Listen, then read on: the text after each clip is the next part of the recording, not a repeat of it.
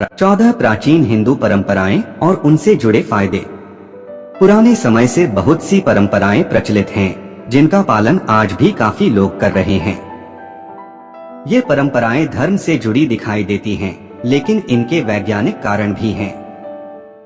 जो लोग इन परंपराओं को अपने जीवन में उतारते हैं, वे स्वास्थ्य संबंधी कई परेशानियों से बचे रहते हैं।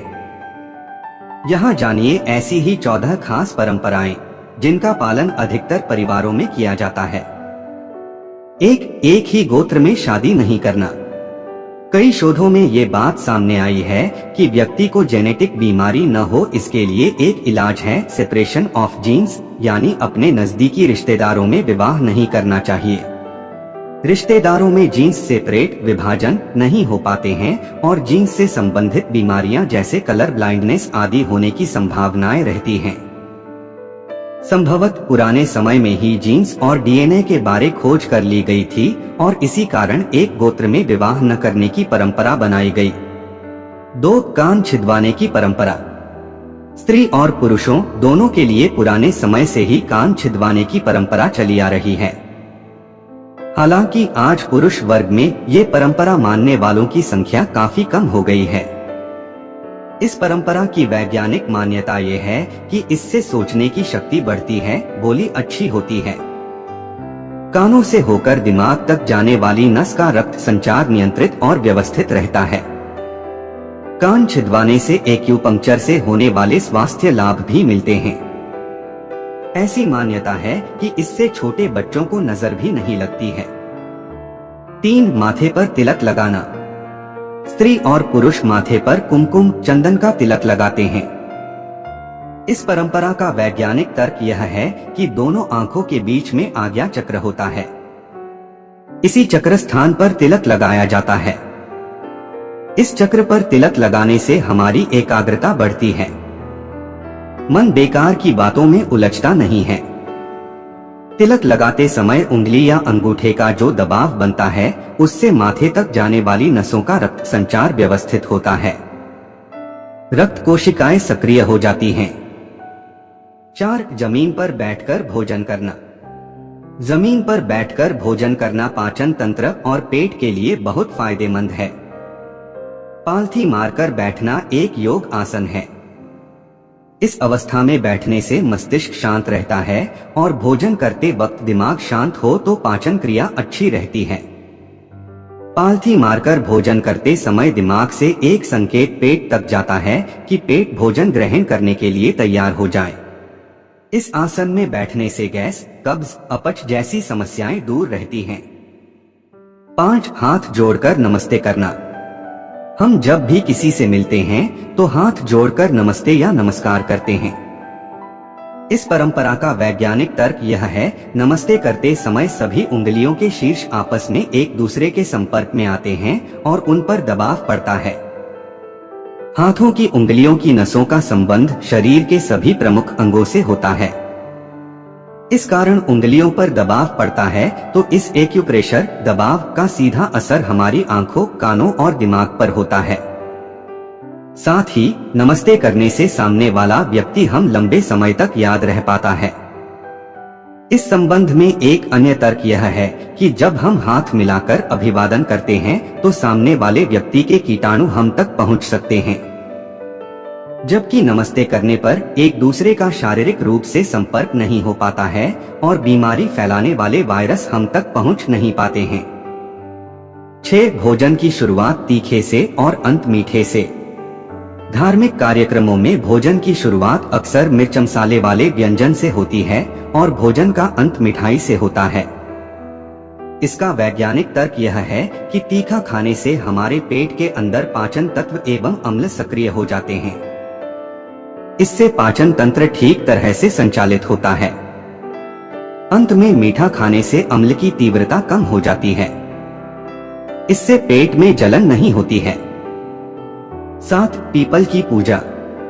आमतौर पर लोगों की मान्यता यह है कि पीपल की पूजा से सभी मनोकामनाएं पूर्ण होती हैं।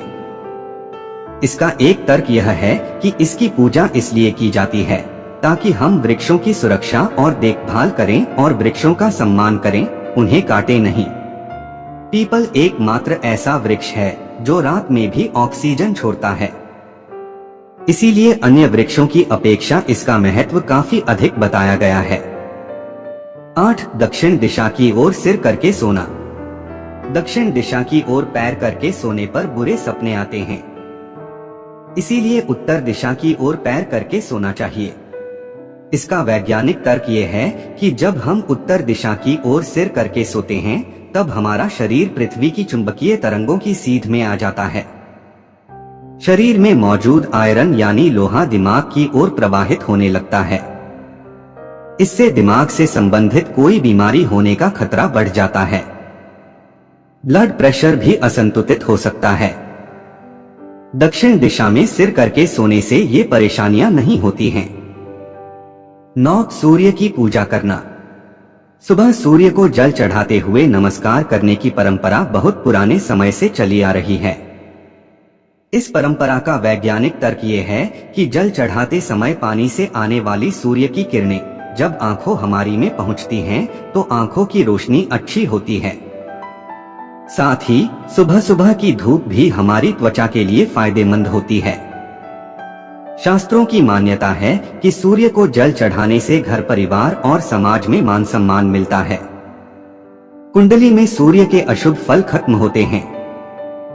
10. चोटी रखना। पुराने समय में सभी ऋषि मुनि सिर पर चोटी रखते थे। आज भी कई लोग रखते हैं। इस संबंध में मान्यता है कि जिस जगह पर चोटी रखी जाती है उस जगह दिमाग की सारी नसों का केंद्र होता है।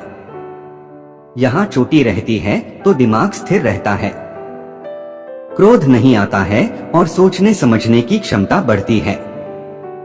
मानसिक मजबूती मिलती है और एकाग्रता बढ़ती है। 11. व्रत रखना। पूजा पाठ, त्योहार या एकादशियों पर लोग व्रत रखते हैं।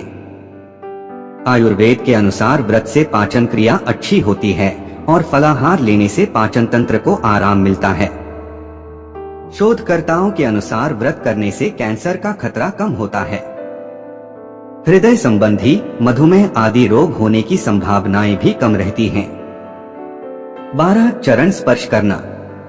किसी बड़े व्यक्ति से मिलते समय उसके चरण स्पर्श करने की परंपरा पुराने समय से चली आ रही है।